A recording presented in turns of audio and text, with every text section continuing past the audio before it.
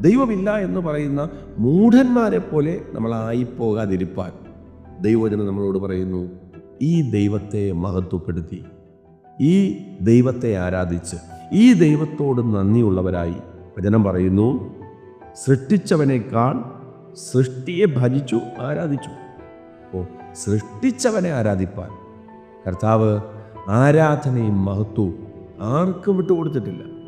ജീവിതത്തിനകത്ത് ഈ നല്ല കർത്താവിനെ മുറുകെ പിടിച്ച് സത്യദൈവത്തെ അറിഞ്ഞിട്ട് അവിടെ നിന്ന് തെറ്റിപ്പോകാതെ, മനുഷ്യരെ ദൈവമാക്കാതെ, മറ്റു ദൈവങ്ങളിലേക്ക് തിരിയാതെ, മറ്റു ദൈവങ്ങളെന്ന് പറഞ്ഞ് അവകാശപ്പെടുന്ന ഒന്നിലേക്കും തിരിയാതെ, അറിഞ്ഞ സത്യത്തിനകത്ത് അന്ത്യം വരെ വിശ്വസ്തയോടെ നിൽപ്പാൻ, സൃഷ്ടിച്ചവനെ ആരാധിച്ച്, ആരാധനയ്ക്ക് യോഗ്യനായ ദൈവത്തെ ആരാധിച്ച് നന്ദിയുള്ള ഹൃദയത്തോടെ അവസാനം വരെ സഞ്ചരിപ്പാൻ ദൈവം കൃപ ചെയ്യട്ടെ.